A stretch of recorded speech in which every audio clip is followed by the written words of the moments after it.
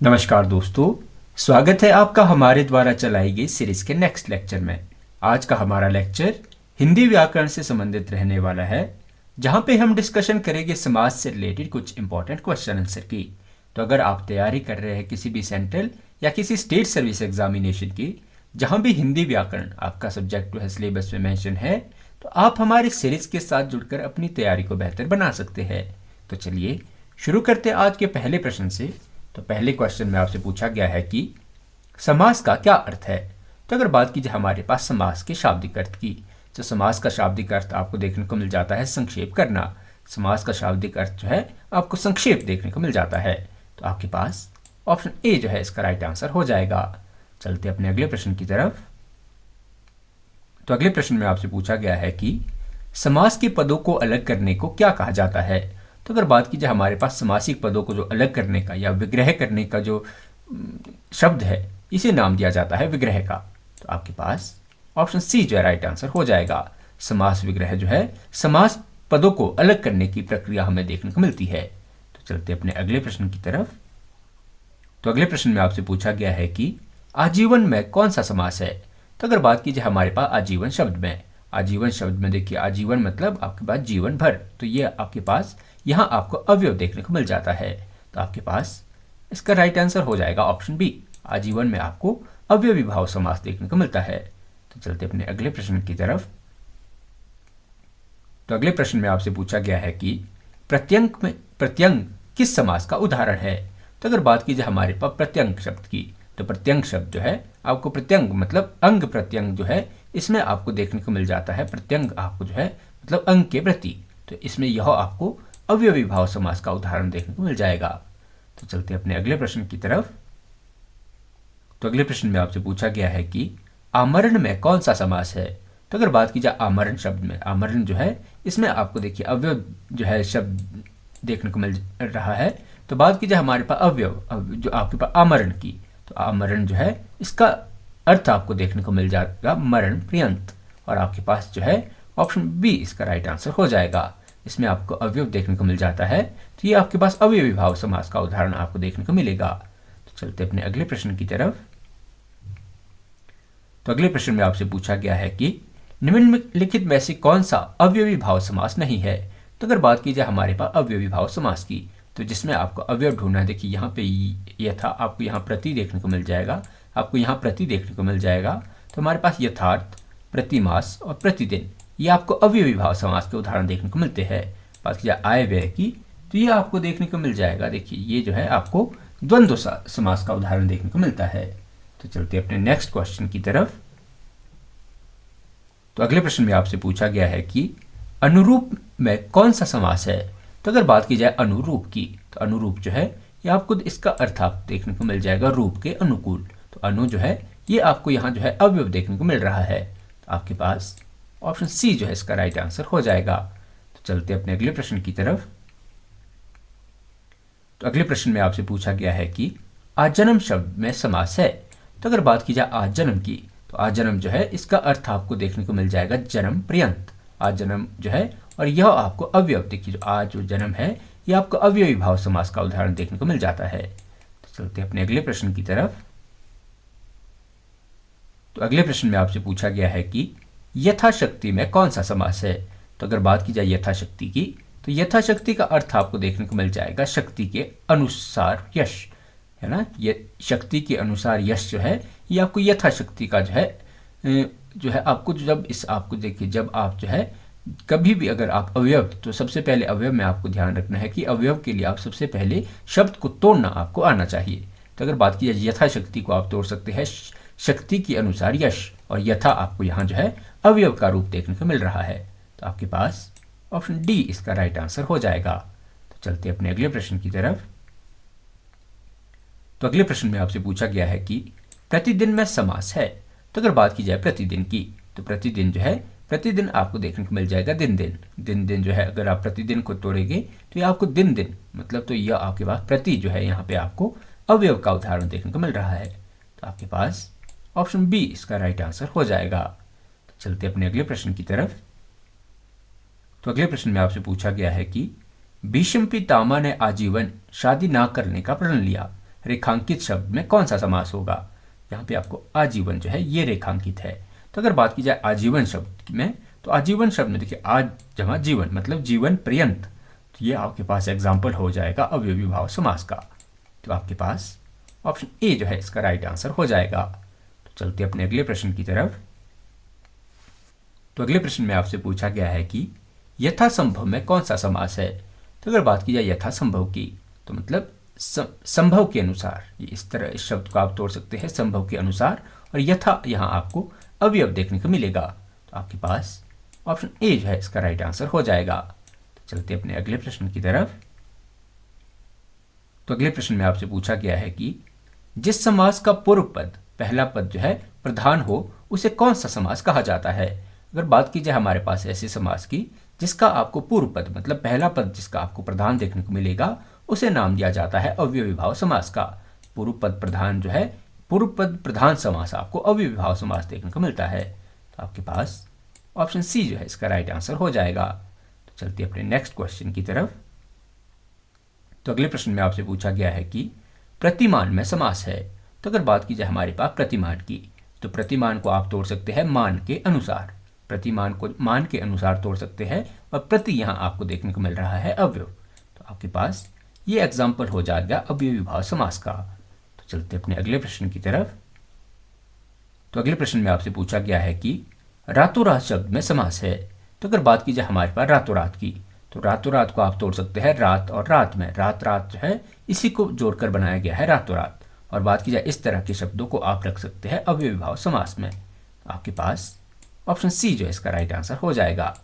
तो चलते अपने नेक्स्ट क्वेश्चन की तरफ। तो अगले प्रश्न में आपसे पूछा गया है कि अव्ययी भाव समास का उदाहरण है।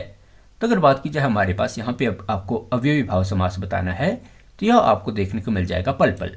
पल पल जो है यहाँ आपको अव्ययी भाव समास का उदाहरण देखने को मिल रहा है। तो चलते अपने अगले प्रश्न की तरफ। तो अगले प्रश्न में आपसे पूछा गया है कि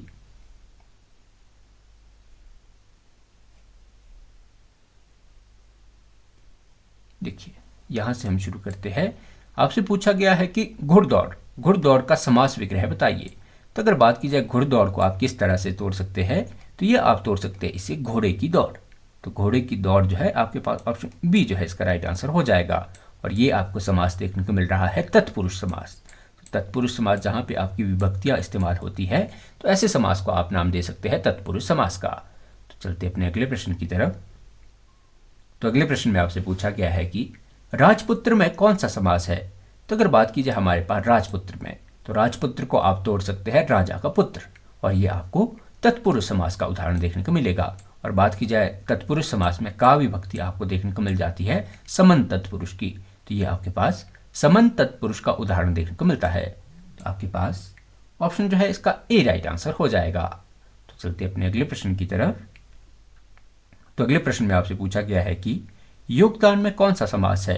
तो अगर बात की जाए हमारे पास योगदान की, तो अगर बात की योगदान को आप तोड़ सकते हैं योग का दान। योगदान मतलब योग का दान, और ये आपको तत्पुरुष समास देखने को मिलेगा।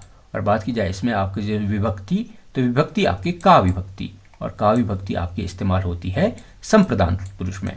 तो आपके पास यह संप्रदान तत्पुरुष का उदाहरण आपको देखने को मिल जाता है। तो चलते अपने अगले प्रश्न की तरफ।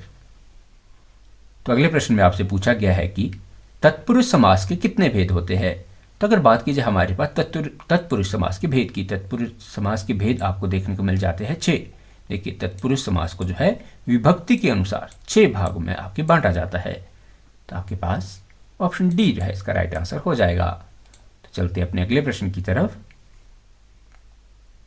तो अगले प्रश्न में आपसे पूछा गया है कि वनवास में कौन सा समास है।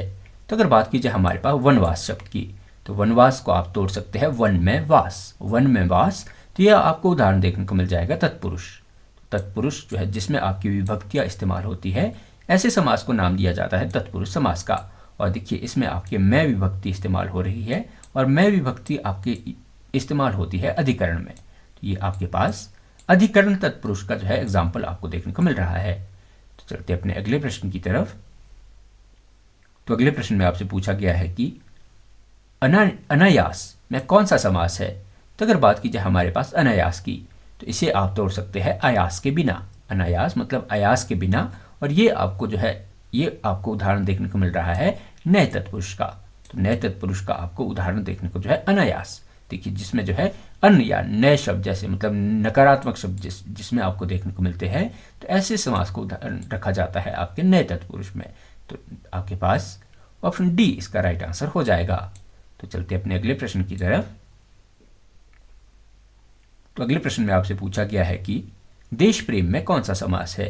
तो अगर आप देश प्रेम शब्द को तोड़ेंगे तो ये आपके पास देखिए देश के लिए प्रेम, और जो आपके इसमें आपकी विभक्ति इस्तेमाल होती है, तो ऐसे समास को नाम दिया जाता है तत्पुरुष समास का। तो तत्पुरुष में अभी देखिए के लिए जो विभक्ति जो है देश के लिए प्रेम, और के लिए विभक्ति आपको देखने को मिल जाती है संप्रदान तत्पुरुष में। तो तत्पुरुष में भी अगर आपसे पूछा जाए तो ये हो जाएगा आपके पास संप्रदान तत्पुरुष का एग्जाम्पल। चलते अपने अगले प्रश्न की तरफ। तो अगले प्रश्न में आपसे पूछा गया है कि कन्यादान में कौन सा समास है। तो अगर बात की जाए कन्यादान की, तो इस शब्द को आप तोड़ सकते हैं कन्या का दान, और ये आपको जिस समास में आपकी विभक्तियां इस्तेमाल होती है, ऐसे समास को नाम दिया जाता है तत्पुरुष समास का। और देखिए का विभक्ति आपकी इसमें इस्तेमाल हो रही है कन्या का दान, तो का विभक्ति यूज होती है समन तत्पुरुष में। तो ये आपके पास आपको समन तत्पुरुष का उदाहरण देखने को मिल रहा है। तो चलते अपने अगले प्रश्न की तरफ। तो अगले प्रश्न में आपसे पूछा गया है कि करुणापूर्ण में कौन सा समास है। तो अगर बात की जाए हमारे पास करुणापूर्ण की, तो करुणापूर्ण शब्द को आप तोड़ सकते हैं करुणा से पूर्ण, और करुणा से पूर्ण आपको जो है विभक्ति वाले आपको जो उदाहरण देखने को मिलते हैं, ये आपको तत्पुरुष समास के देखने को मिलते हैं। और बात की जाए करुणा से पूर्ण जो है आपके से विभक्ति इस्तेमाल होती है आपकी कर्ण तत्पुरुष में। ये आपके पास कर्ण तत्पुरुष का उदाहरण आपको देखने को मिल रहा है। चलते अपने अगले प्रश्न की तरफ। तो अगले प्रश्न में आपसे पूछा गया है कि यज्ञशाला में कौन सा समास है।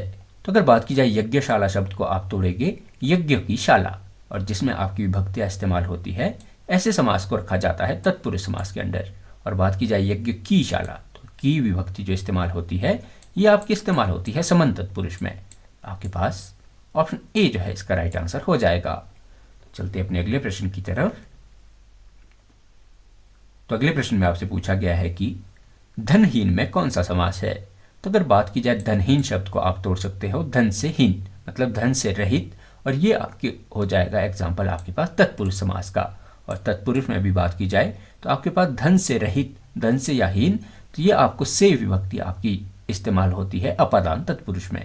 तो अपादान की आपको से विभक्ति देखने को मिल जाएगी, और ये एग्जाम्पल आपको देखने को मिल जाएगा तत्पुरुष समास का। तो चलते अपने नेक्स्ट क्वेश्चन की तरफ।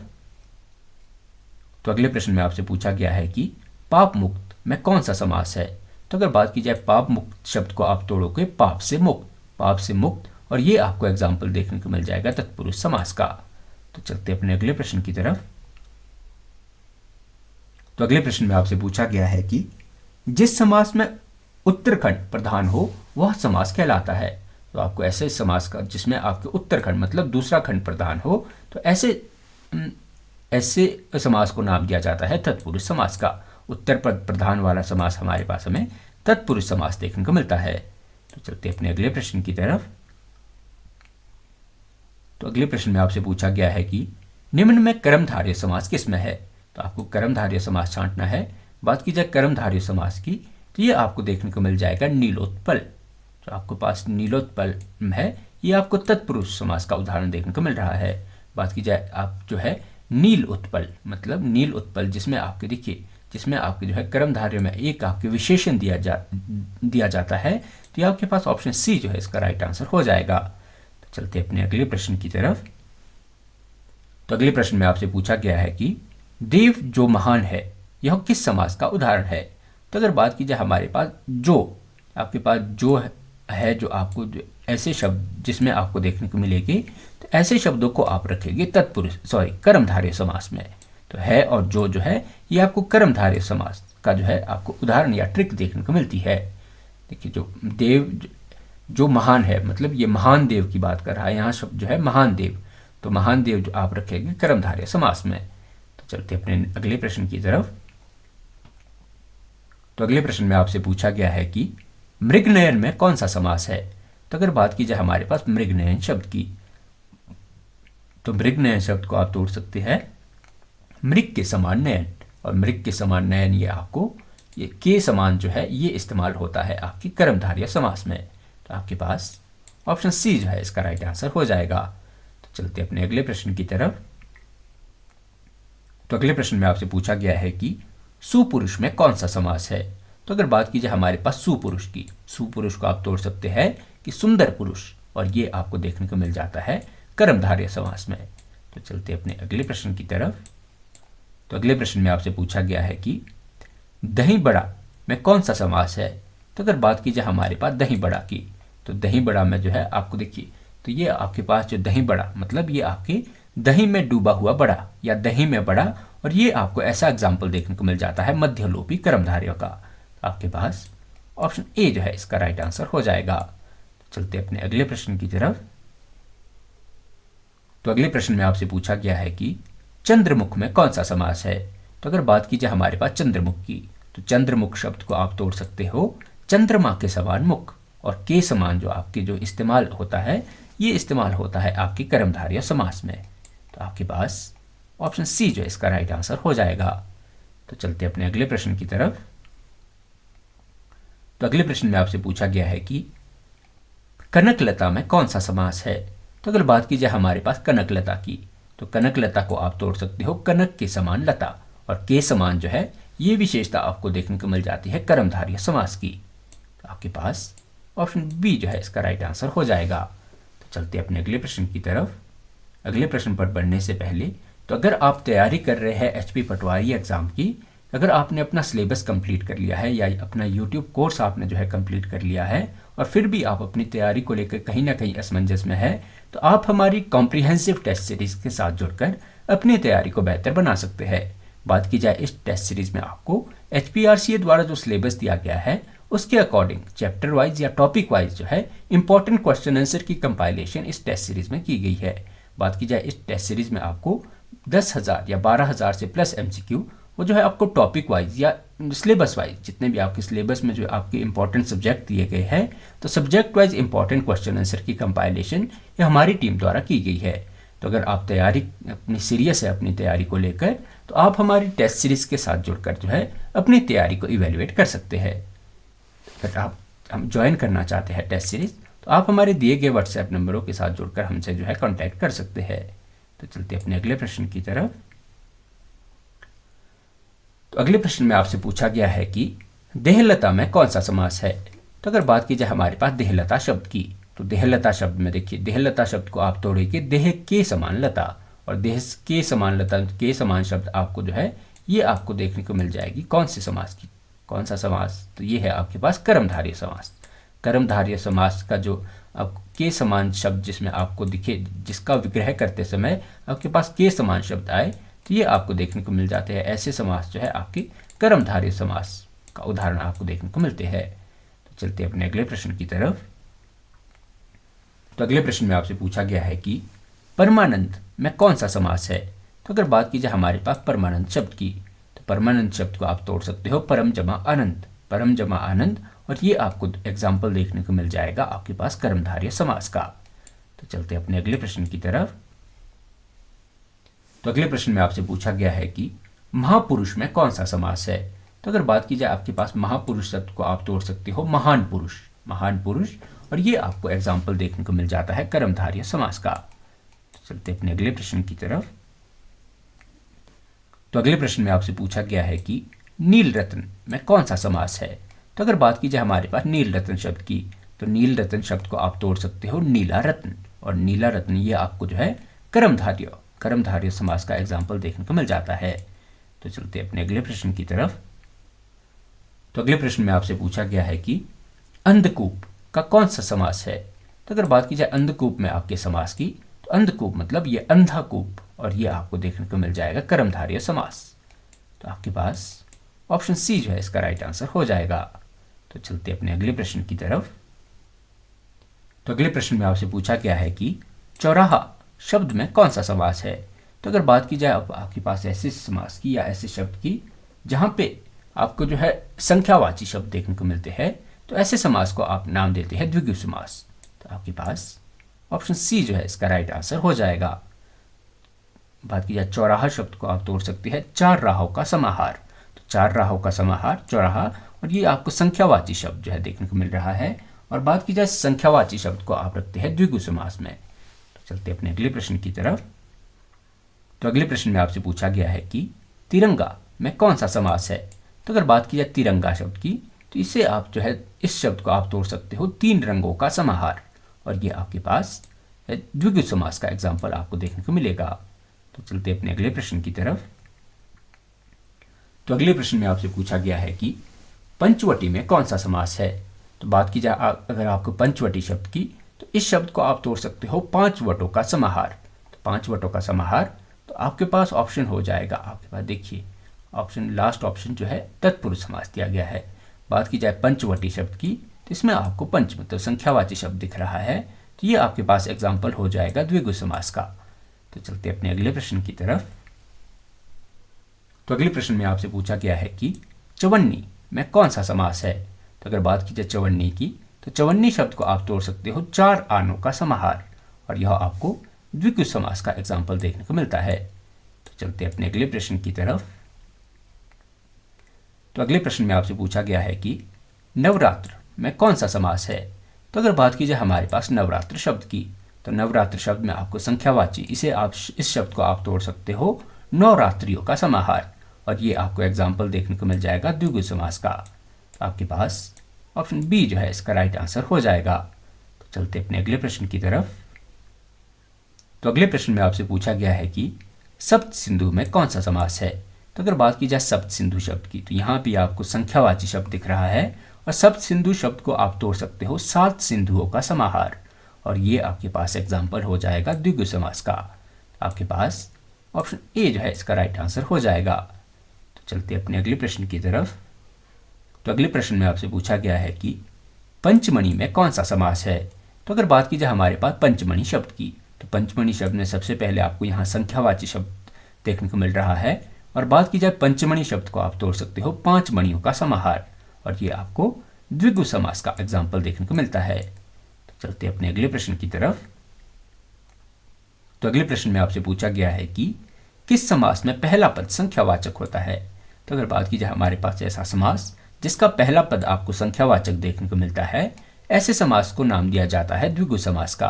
द्विगु समास में आपको जो पूर्व पद है ये आपको संख्यावाचक देखने को मिलता है। तो आपके पास ऑप्शन बी जो है इसका राइट आंसर हो जाएगा। तो चलते अपने नेक्स्ट क्वेश्चन की तरफ। तो अगले क्वेश्चन में आपसे पूछा गया है कि सागपात में कौन सा समास है। तो अगर बात की जाए हमारे पास सागपात शब्द की, तो सागपात को आप तोड़ सकते हो साग और पात, और ये आपके पास जहां पे दोनों पद आपके समान हो ऐसे समास को नाम दिया जाता है द्वंद्व समास का। तो आपके पास ऑप्शन सी जो है इसका राइट आंसर हो जाएगा। तो चलते अपने अगले प्रश्न की तरफ।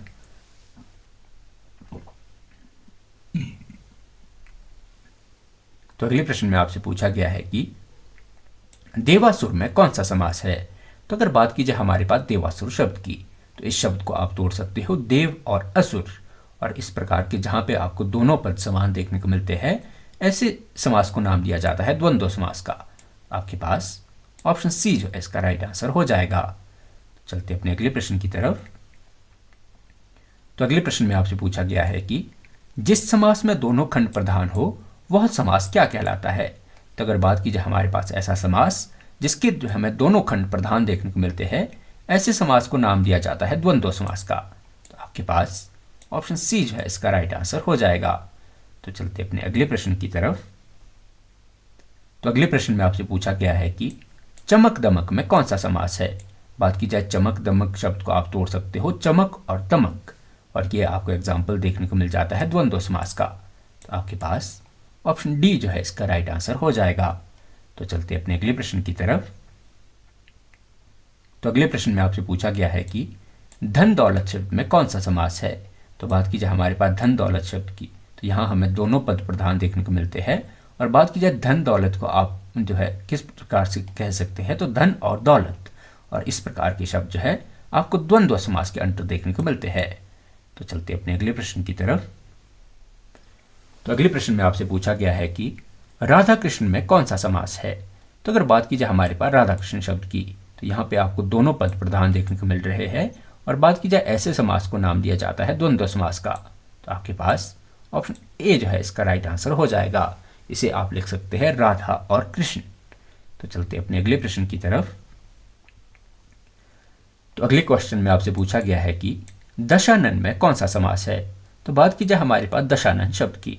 दशानन शब्द जो है किसी के लिए रूढ़ हो चुका शब्द है, मतलब दशानन सुनने के बाद आपको जो है श्रावण का जो है नाम याद आता है। बात की जाए दशानन, इसे आप तोड़ सकते हैं दश है आनंद जिसके, दश है सर जिसके, मतलब ऐसा एग्जाम्पल आपको देखने को मिल जाएगा। तो ऐसे समास जिसका कि आपको जो तीसरा अर्थ दे, तो ये आपको ऐसे समास को आप नाम रख सकते हैं, ऐसे को आप रख सकते हैं बहुब्रीहि समास के अंदर। तो आपके पास ऑप्शन सी जो है इसका राइट आंसर हो जाएगा। तो चलते अपने अगले प्रश्न की तरफ। तो अगले प्रश्न में आपसे पूछा गया है कि चक्रपाणी में कौन सा समास है। बात की जाए चक्रपाणी शब्द की, तो चक्रपाणी जो है ये रूढ़ हो चुका शब्द है, और चक्रपाणी मतलब चक्र है पानी में जिसके। तो ऐसे समास जिसका कोई रूढ़ शब्द मतलब चक्रपाणी आप इस्तेमाल करते हैं भगवान विष्णु के लिए। तो ये आपके पास ऑप्शन सी जो है इसका राइट आंसर हो जाएगा। मतलब ऐसा समास जो किसी अन्य पद की प्रधानता बताए, मतलब जिसमें कोई तीसरा ही पद प्रधान हो, तीसरा मतलब निकले, ऐसे पद को नाम दिया जाता है, या ऐसे समास को नाम दिया जाता है बहुव्रीहि समास का। तो चलते अपने अगले प्रश्न की तरफ। तो अगले प्रश्न में आपसे पूछा गया है कि जिस समास में दोनों खंड अप्रधान हो वह समास क्या कहलाता है। बात की जाए हमारे पास ऐसा समास जिसमें दोनों के दोनों खंड आपको अप्रधान मतलब कोई भी पद प्रधान ना हो, तो ऐसे समास को नाम दिया जाता है बहुव्रीहि समास का। तो आपके पास ऑप्शन जो है इसका बी राइट आंसर हो जाएगा। तो चलते अपने अगले प्रश्न की तरफ। तो अगले प्रश्न में आपसे पूछा गया है कि घनश्याम में कौन सा समास है। बात की जाए घनश्याम शब्द की, तो घनश्याम शब्द जो है ये आपने भगवान कृष्ण के लिए रूढ़ हो चुका शब्द है। घन है, घन के समान श्याम है जो, तो ऐसे जो किसी के लिए ऐसा शब्द जो किसी के लिए रूढ़ हो चुका है, तो ऐसे समास को हम जो है आपके बहुव्रीहि समास के अंदर रखते हैं। तो आपके पास ऑप्शन जो है सी इसका राइट आंसर हो जाएगा। तो चलते अपने अगले प्रश्न की तरफ। तो अगले प्रश्न में आपसे पूछा गया है कि वज्रायुध में कौन सा समास है। तो अगर बात की जाए हमारे पास वज्रायुध की, वज्रायुध मतलब जो वज्र है आयुध जिसका, मतलब ये जो है भगवान इंद्र के लिए रूढ़ हो चुका शब्द है, और ऐसे समास को जो किसी के लिए रूढ़ हो चुका शब्द है, ऐसे समास को हम रखते हैं बहुव्रीहि समास के अंदर। आपके पास ऑप्शन डी जो है इसका राइट आंसर हो जाएगा। तो चलते अपने अगले प्रश्न की तरफ। तो अगले प्रश्न में आपसे पूछा गया है कि त्रिलोचन में कौन सा समास है। बात की जाए त्रिलोचन शब्द की, तो त्रिलोचन शब्द जो है ये भगवान शिव के लिए रूढ़ हो चुका शब्द है। बात की जाए त्रिलोचन शब्द को आप तोड़ सकते हैं, तीन है लोचन जिसके, और तीन लोचन जो है हमें भगवान शिव के देखने को मिलते हैं। और ऐसा शब्द जो किसी के लिए रूढ़ हो चुका शब्द है, ऐसे शब्द को जो है आप बहुव्रीहि समास के अंदर रखते हैं। तो आपके पास ऑप्शन ए जो है इसका राइट आंसर हो जाएगा। तो चलते अपने नेक्स्ट क्वेश्चन की तरफ। ऐसे अगले क्वेश्चन में आपसे पूछा गया है कि मृगेंद्र में कौन सा समास है। बात की जाए हमारे पास मृगेंद्र शब्द की, तो मृगेंद्र शब्द जो है ये मृगों का जो इंद्र है, और ऐसे शब्द जो किसी के लिए रूढ़ हो चुका है, ऐसे शब्द को आप बहुव्रीहि समास में रखते हैं। तो आपके पास ऑप्शन डी जो है इसका राइट आंसर हो जाएगा। तो चलते अपने अगले प्रश्न की तरफ। तो अगले प्रश्न में आपसे पूछा गया है कि प्रधानमंत्री में कौन सा समास है।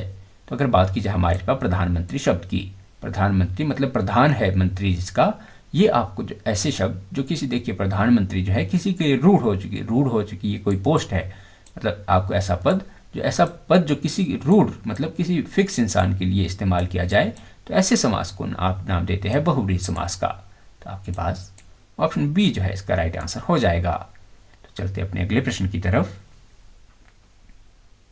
तो अगले प्रश्न में आपसे पूछा गया है कि मृत्युंजय में कौन सा समास है। बात की जाए हमारे पास मृत्युंजय शब्द की, तो मृत्यु पर मतलब मृत्यु पर जो जय प्राप्त करने वाला, ऐसे शब्द को नाम दिया जाता है मृत्युंजय। और मृत्युंजय जो है भगवान शिव के लिए रूढ़ हो चुका शब्द है, इसीलिए यह आपकी बहुव्रीहि समास का जो है एग्जाम्पल हो जाएगा। तो चलते अपने अगले प्रश्न की तरफ। तो अगले प्रश्न में आपसे पूछा गया है कि एक दंत में कौन सा समास है।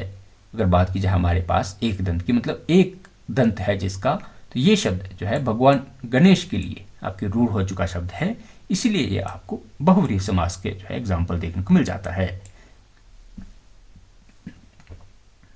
अगले क्वेश्चन की तरफ। अगले प्रश्न में आपसे पूछा गया है कि शाखा मृग में कौन सा समास है? तो अगर बात की जाए हमारे पास शाखा मृग, तो शाखा मृग शब्द जो है ये बंदर के लिए, शाखा पर रहने वाला मृग, तो ये बंदर के लिए रूढ़ हो चुका शब्द है। तो ये आपको एग्जाम्पल देखने को मिल जाएगा बहुव्रीहि समास का। तो आपके पास ऑप्शन सी जो है इसका राइट आंसर हो जाएगा। तो चलते अपने अगले प्रश्न की तरफ। तो अगले प्रश्न में आपसे पूछा गया है कि निशाचर में कौन सा समास है? बात की जाए निशाचर शब्द की, तो इसे आप तोड़ सकते हो कि भाई निशा में चलने वाला, निशा मतलब रात को चलने वाला, तो ये किसी के लिए रूढ़ हो चुका शब्द है, इसीलिए यह आपके बहुव्रीहि समास के अंडर आपको देखने को मिलता है। तो चलते अपने अगले प्रश्न की तरफ। तो अगले प्रश्न में आपसे पूछा गया है कि दशमुख में कौन सा समास है? बात की जाए दशमुख शब्द की, तो दशमुख शब्द मतलब 10 है मुख जिसके, और ये शब्द जो है किसी के लिए रूढ़ हो चुका शब्द है, इसीलिए आपको ऐसा समास जो किसी के लिए रूढ़ हो जाए, तो ये शब्द आपको देखने को मिल जाता है बहुव्रीहि समास में। तो चलते अपने अगले प्रश्न की तरफ। अगले प्रश्न में आपसे पूछा गया है कि अंशुमाली में कौन सा समास है? बात की जाए अंशुमाली शब्द की, मतलब अंशु है मालाएं जिसकी, तो ऐसा शब्द जो किसी के लिए रूढ़ हो चुका शब्द है, ये भी आपको बहुव्रीहि समास के अंदर देखने को मिल जाता है। तो चलते अपने अगले प्रश्न की तरफ। तो अगले प्रश्न में आपसे पूछा गया है कि सत्यासत्य शब्द में का सही विग्रह क्या है? बात की जाए सत्यासत्य शब्द का अगर सही विग्रह है, तो ये आपको देखने को मिल जाता है सत्य या असत्य। सत्य या असत्य आपको सत्यासत्य शब्द के जो है विग्रह देखने को मिलता है। तो आपके पास ऑप्शन सी जो है इसका राइट आंसर हो जाएगा। तो चलते अपने नेक्स्ट क्वेश्चन की तरफ। तो अगले प्रश्न में आपसे पूछा गया है कि निम्नलिखित पदों में संधि और समास दोनों है। तो आपको ऐसा पद बताना है जो कि संधि भी है और समास भी। तो ये आपको देखने को मिल जाएगा नीलाकाश। नीलाकाश मतलब नीला आकाश, ये आपको संधि, और नीला आकाश मतलब नीला आकाश जो है ये आपको कर्मधारय समास के भी अंडर देखने को मिलता है। तो आपके पास ऑप्शन बी जो है इसका राइट आंसर हो जाएगा। तो आशा करते हैं कि आज का हमारा लेक्चर आपको पसंद आया होगा। तो आप अपने वैल्यूएबल कमेंट के थ्रू हमें सुजेशन दे सकते हैं, और अपने हमारी वीडियोस को लाइक करके और हमारे चैनल को सब्सक्राइब करके आप हमारी मोटिवेशन बढ़ा सकते हैं। बहुत बहुत धन्यवाद।